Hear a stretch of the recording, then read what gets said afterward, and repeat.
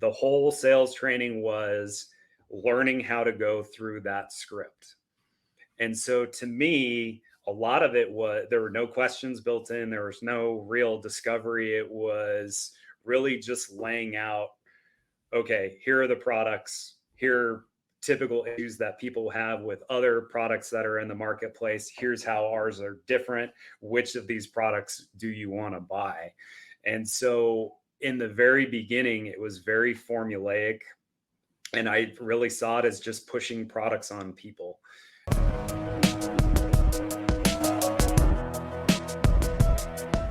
Hey everybody, Jason Cutter here. Welcome to another great guest episode series here on the Authentic Persuasion Show. If you've been tuning in this season 7, it's all about professional sales educators and education programs and people who are involved. And I think it's just such a fun, amazing topic because part of my mission is to help fill the world with authentic persuaders. And part of this show is to help you, the audience, anyone listening or watching this, whether it's YouTube or it's listening through the podcast stream, is to help you in some way close more deals, make more money, do it in a way that's authentic and real and valuable, both for you and for your customers and for leaders out there to be able to implement different things. And obviously, this is a great topic, and I just love these conversations. Every time I'm just so excited. I'm ready to take notes. Hopefully, if you're tuning in here, you understand that there's a reason that you're here listening to this episode. So there's something here that you're supposed to get from this. So hopefully you're ready and eager to go. My guest in this series, this being part 1, we're going to talk about authenticity, is Dr. Kevin Chase from Washington State University Center of Professional Selling. And in his word, Dr. Kevin is an assistant professor of marketing and the director of the sales program at Wazoo's Pullman campus. Prior to getting a PhD with a focus on sales, he worked in various roles in sales and marketing in the commercial insurance industry. We're going to talk about that journey. We're going to talk about the journey here with the program that he's starting up at Wazoo and everything that's involved. Dr. Kevin, welcome to the Authentic Persuasion Show. Hey, thanks so much for having me, Jason. I'm excited to be here. And this is fun too, because we're recording this. This isn't a live show, so it's recorded, then we're putting it out there. Catching Kevin in the beginning of the summer break. I'll use summer break in air quotes because the fun doesn't stop for you. And we were talking about the stuff you have going on, but you finished up the semester. Here we go. Let's carve out some time to record the podcast. Let's start with your journey into this part, right? Like your focus is on marketing, yet you're working and developing a sales program at a university. So how did that all come about? My journey in sales actually is funny, and I always tell my students this, is it actually started after my senior year of high school.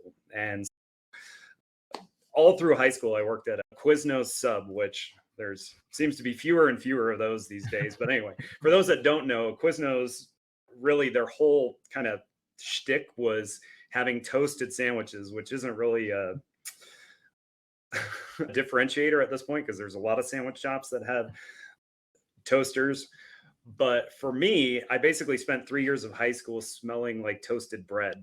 And so when I got done with my senior year of high school, I was like, okay, I got to do something else the summer before I go off to college. I can't just smell like toasted bread.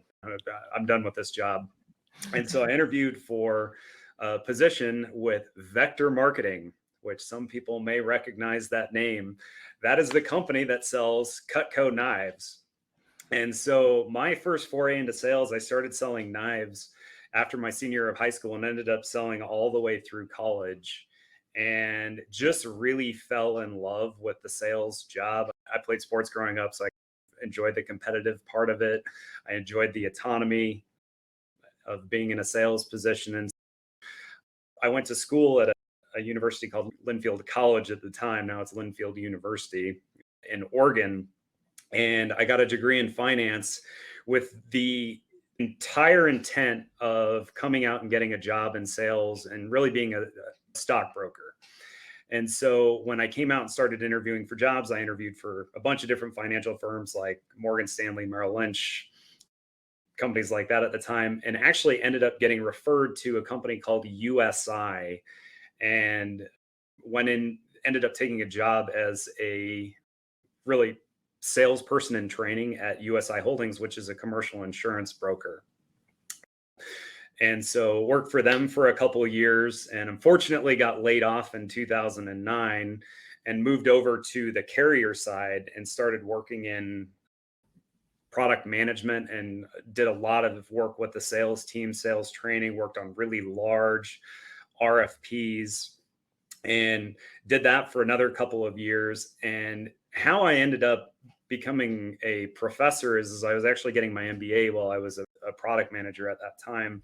I was getting a little bit burned out on my job. And I had no idea what the whole world of academia really was. I didn't really know anything about what getting a PhD was, or even like who could get a PhD at that point. And I had a professor in my MBA program that was like, hey, I don't know if you've ever thought about it, but you should be a professor. It's a pretty awesome job. I honestly have no idea. I was like, I've never thought about that. I have no idea what even being a professor entails. And so my professor, Sam Holloway at the University of Portland, who I will always give a huge amount of gratitude to for pushing me in this direction, actually invited me out. We sat down, had a beer, and he told me about really what it is to be a professor. And what I found out is like you can actually get a PhD that focuses in sales. And so what I ended up doing was deciding that this path was something that was interesting to me. And I started calling universities all over the country that had professors that focused in sales. And so I ended up connecting with my PhD advisor at the University of Kentucky, went there, spent 5 years at Kentucky, and got a PhD in marketing. But my focus was actually on sales. My dissertation topic is selling to government entities, and continue to do a bunch of research in that space and some other sales space. And then came out after I graduated with my PhD with the intent of getting a job at a university to teach sales. And so I got really lucky in the fact that I was able to take a job at Clemson University, who already had some great sales faculty there, the resources and the beginnings of a great sales program already. And when I got there, there was a couple people that were interested in starting a full-on sales center. So Dr. Ryan Mullins, who's at Clemson, and I and Carter McElveen, who's another faculty member there, really came together and decided to develop a sales center. And Ryan Mullins had some experience with that, with his background and his PhD. And I was lucky enough that I was able to help start that program at Clemson and really learned a lot about creating a sales program. And interestingly enough, after being at Clemson for a couple of years, there was another faculty member that got hired at WSU who reached out to me and said, hey, we're interested in building a sales program at Washington State University. Would you like to come and help do that? And I said, absolutely. I'm Seattle born and raised, and it gave me the opportunity. Like I kept progressively moving further and further east, and it gave me the opportunity to come back to my home state and really take what I had learned at Clemson to start building the sales program here at Wazoo. And so over the last 3 years, that's really what I've done. We've been able to hire some amazing faculty and really start growing this program from nothing. So that's where we are now. I love it. I think that's amazing. So let's start. So one thing that's still popping in my mind, how you went through high school smelling like toasted bread. My main job that I had for about 9 months, because that's all I could do of it, was washing dishes and as a prep cook at a healthier restaurant. So I smelled like dirty dishes and tofu a lot. And then after high school, I worked in a pet store in the aquarium area, like in the fish room. And so I smelled like aquariums for probably 3 years. So I would take toasted bread over that all day, for sure. I'm sure. So when you got into sales, this is even before the academia part, right? Because then we'll transition into like how you view it now. What did you think of sales? What did you think sales involved when you went into the vector marketing world of asking all your friends and families to buy some knives and stuff like that? What did you think about sales, or what did they tell you sales was? So at that time, vector marketing, and maybe it's changed since then, I'm not sure, but it was very much seemed like the old school style of selling where they literally give you a script. They gave us a book that's probably 40 or 50 pages. And in the front of the book had a literal script that you were supposed to memorize when talking with customers. And the whole sales training was learning how to go through that script. And so to me, a lot of it was there were no questions built in, there was no real discovery. It was really just laying out, okay, here are the products, here are typical issues that people have with other products that are in the marketplace. Here's how ours are different. Which of these products do you want to buy? And so in the very beginning, it was very formulaic. And I really saw it as just pushing products on people. And the thing that was interesting to me is like with Vector, a lot of the issues that they have is in recruiting. There's just not a lot of people that stick with that job for one reason or another. I loved it. And I tell my students that have the opportunity, if you want to learn it, if you're good at sales or like sales, it's a great place to learn. I have a lot of students that sell pest control too. That's another good industry to learn if you have the grit to survive. The thing that was interesting to me is as I progressed and got further into it and had the opportunity to work with more of the senior leadership within Vector, our district manager, our regional managers, and some of the national managers, really started to see the evolution of what sales was. As we teach you in the beginning the real basics, like it's more focused on product knowledge, and then we want you to just go through the process. As you get better at it, then it's more of thinking about it from the customer's perspective. And that's one of the things that really changed for me after doing it for a couple of years, is instead of just like pushing a product, it was more like, okay, what types of cooking do you do?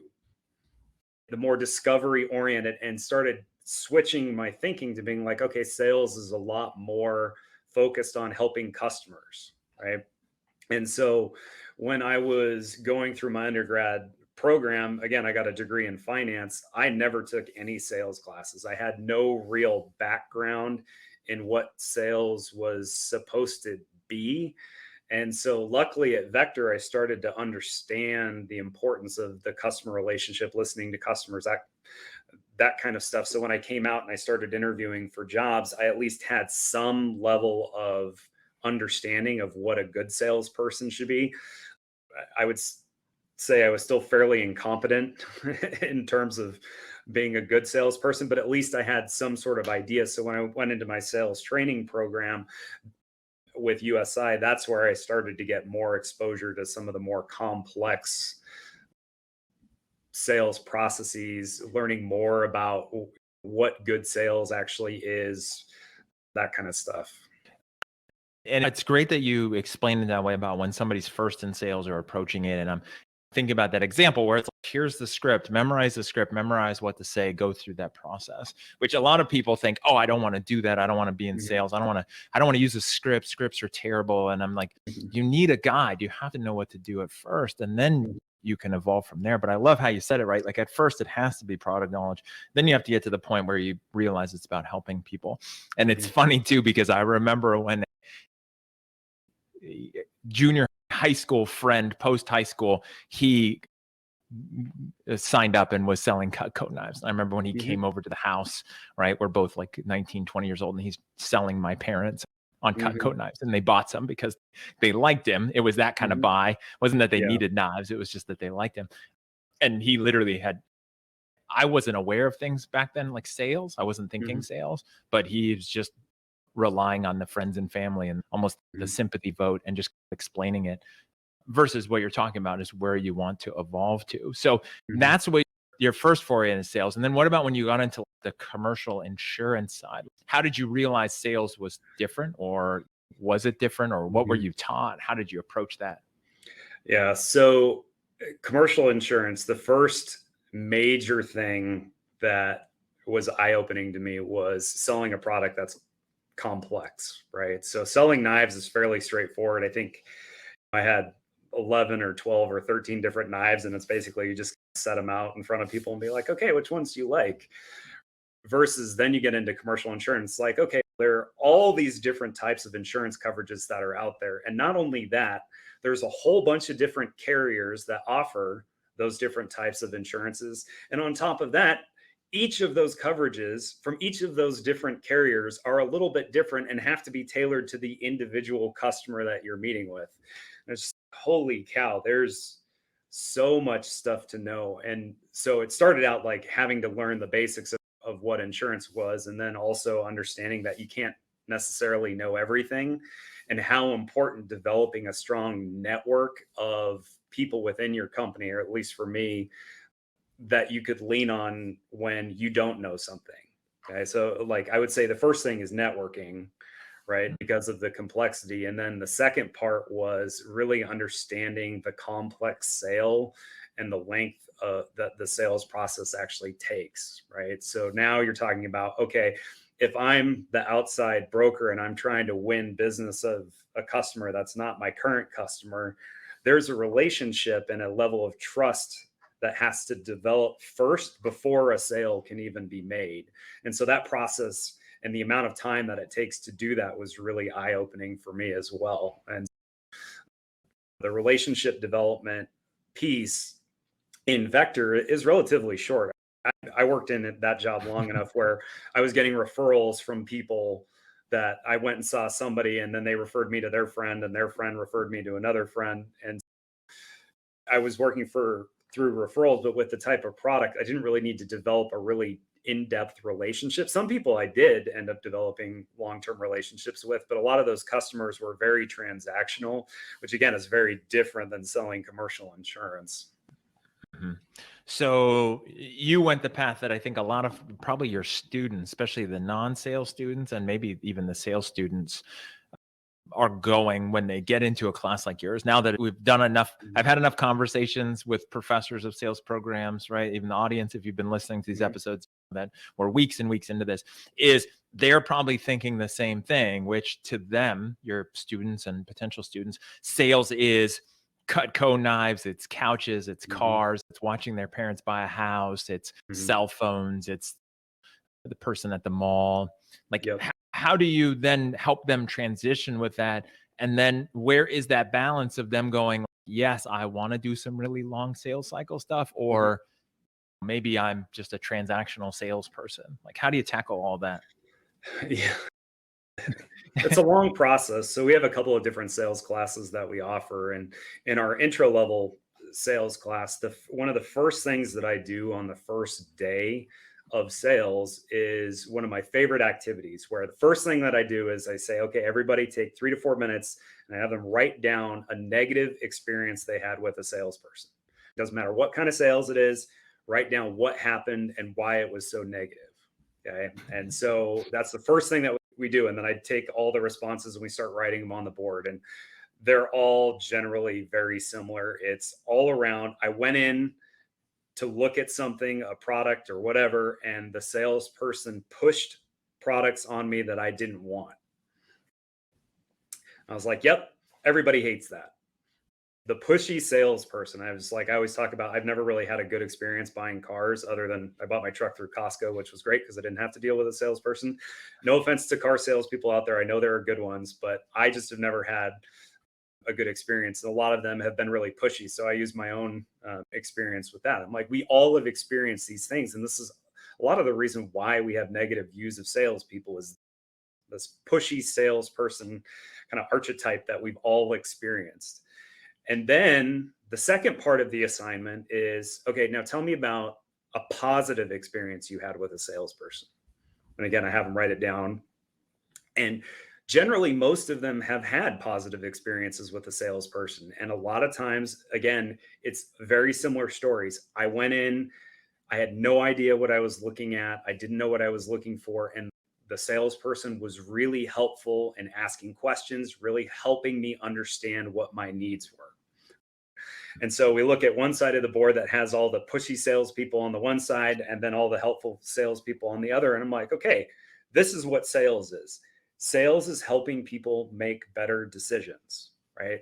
And so once students start to see that, they're like, okay, maybe sales is something I might be interested in. And then through the next 15, 16 weeks of the semester, we talk about the sales process.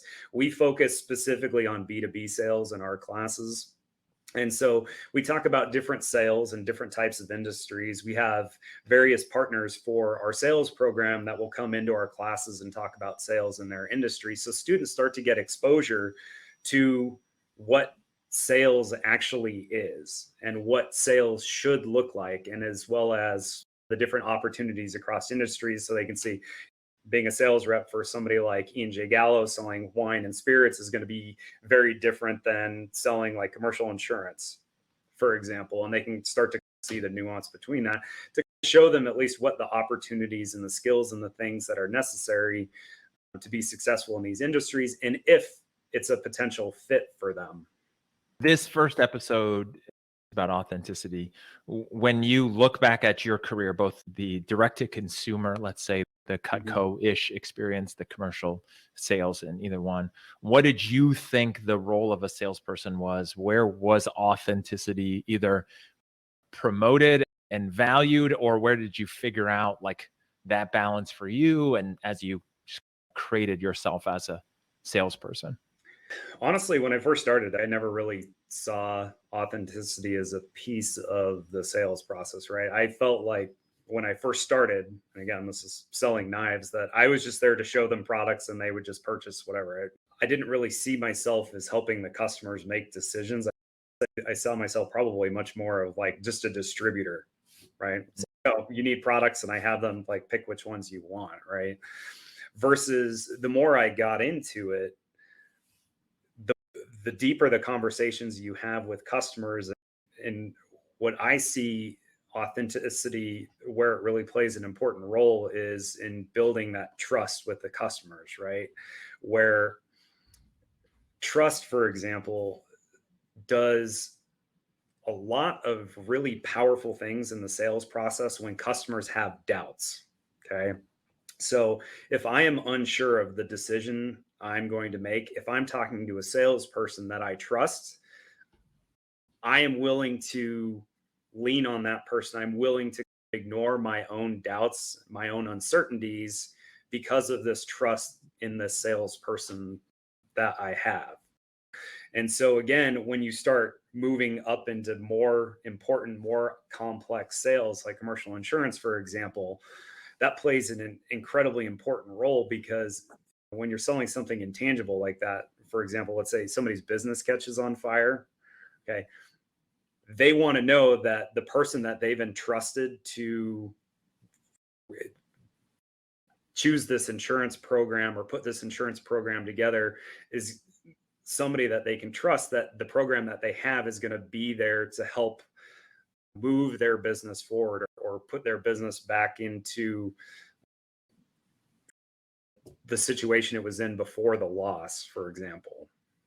That makes total sense when I hear you talking about that, especially when we're talking about services, professional services, something that's not a tangible physical object, Mhm. right? Like for myself, I've only sold services B2C or B2B. And Yeah. so it's one of those things where you're right, like the authenticity and the trust, I think, is even more important than a physical product, let's say knives or a Yeah. car, where it's here's this thing, use it. Did it work Mhm. well?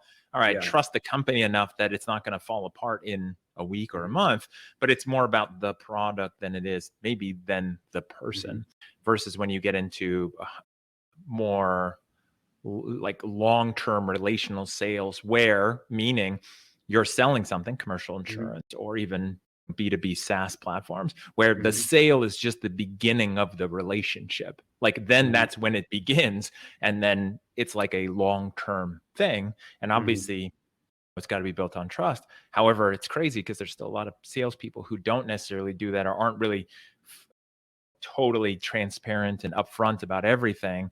And it's like this false trust that then falls apart. Where do your students, or where is that, especially with the exercise of the bad experience in the words and the good experience in the words and that kind of interaction, where do they see the authenticity piece and the trust piece? Where do they see that coming into the class? And then obviously there's you helping them see something different. A lot of it, I think, comes down to teaching them to be their own salesperson. And what I mean by that is a lot of people in positions, and I did this when I was a professor and I did this when I was a salesperson, first working for Vector, where when you start, you have this idea of what a great salesperson should be, or you have this idea of what a professor should be. And you project that in Mm, like the job that you do. Right. And so if I come mm. across as a salesperson, if I think a salesperson needs to be pushy and needs to be very results driven, that's going to come across to the customer, right? And what the customer is going to say is, this person is not authentic. I don't know if I can trust what they say. I'm not going to go make a sale. And so one of the things that I always talk about with my students in my classes is I give you tools, such as like in our intro class, they start learning spin selling as a very like basic discovery method, right? Like, I'm teaching you a method. It's your job to make it yours and develop it Mm. into your own personal style. So when you're meeting with a customer, you're selling as yourself. You're not selling as someone else. I love that. That's both fascinating because obviously you want to empower them to be themselves, to be Mhm, authentic, to be true to who they are and not try to play the part of salesperson, which mhm, I love how you said was like professors might do that. Oh, here's what a professor does. So mhm. let me be a professor. And then, Yeah. but is that you and your style? Not that you shouldn't do certain things, but what is Mhm, your style in the framework of what's being done? I also think that leads to some interesting questions that I want to ask in this next segment, which is about the mhm, sales process and persuasion, which I think is a good place to end this. But before we do, how do the students embrace that? When you tell them this, before we get into the actual some of the mechanics of it, when mhm. you tell them that, how do they view that shift from maybe thinking they have to be a salesperson? I think it's uncomfortable for them, especially it's really when you don't really know how you're supposed to do something. A lot of people are most comfortable just being like, okay, just tell me what I need to do, right? Or just tell me how I'm supposed to be. And so when you're like, there is no template. The way that you sell is not the way that I would sell. And so you have to figure that out for yourself. And so a lot of times in our intro level sales class, they haven't found their own style yet. But the nice thing is we have more advanced sales classes where they get to try more skills out, learn different methods, and really figure out what makes the most sense for them. Right. And I tell my students this all the time. When I was starting out as a sales rep, I didn't know what my style was either. Even after selling knives for 4 years, becoming a commercial insurance broker, I didn't know what that was. A lot of my prospecting was calling up people out of the blue from a phone book and being like, hey, could I stop by your business and chat with you a little bit about your insurance? I was like, I didn't know if that was my strategy. I didn't know if it was a good strategy or a bad strategy. And it's one of those things that it takes some trial and error before you really figure out what your style actually is. I did the exact same thing when I was a professor too.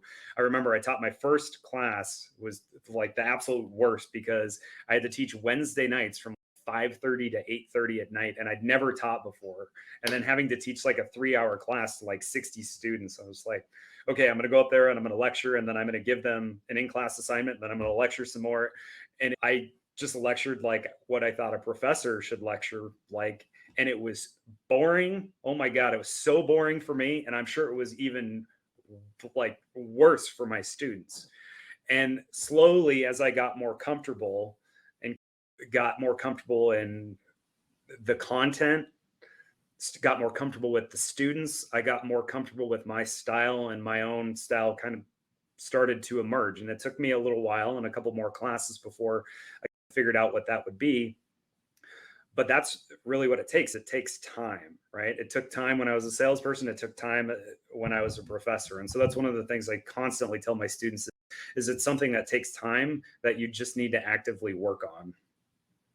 I love it. And it's interesting because as soon as you said that, where it's like awkward and doesn't feel normal or right to them, Mhm.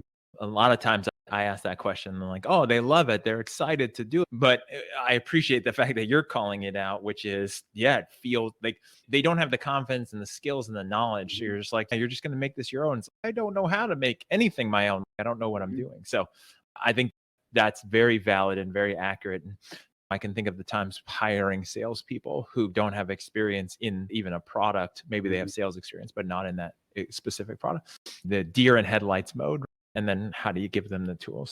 All right. So it's a perfect place to stop episode 1 of our conversation, part 1 on authenticity. For people who want to find out more about you, the links will be in the show notes. They can connect with you on LinkedIn. So go find Dr. Kevin Chase, or it's /KevinChase16. Again, they will be in the show notes. Also, the Washington State University, the Wazoo site, the link will be in there. I won't go through and read the whole thing because that would be painful, but please find that if you're in the area, if you're in Washington State. Again, we'll talk about this probably in part 3 more about the future of sales, but the kind of students that come from Western Washington, Western Oregon, and go to a school like that and learn. And so if you're interested, you're in that area, you want to find out more, make sure to check it out. I'm sure you can Google as well, professional sales at Washington State University. Dr. Kevin, thank you for being here and for sharing and really being open and honest about the authenticity side and what you thought and then what you're seeing with the students. I appreciate your sharing here on the show today. Yeah, absolutely. Thanks for having me. And I can't wait till part 2 because I already have some things that have come up and I'm just chomping at the bit. We will get to that here soon enough. For everyone that's tuning in, thank you for being here. As I mentioned in the beginning, there's a reason that you're here. Hopefully it's some value, shift the way that you see sales. Part of my goal and the reason I do this is to help shift sales from being a dirty word and the things like Dr. Kevin was talking about, where people want to put their bad experiences on the list of why they dislike sales and think sales is gross, to the other side of the board, which is here's the things when sales is done right and sales is a service where people actually want it and seek out a sales professional. And so that's why we're here. And I want to help you do that as part of that mission. Until next time, thank you for helping fill the world with authentic persuaders.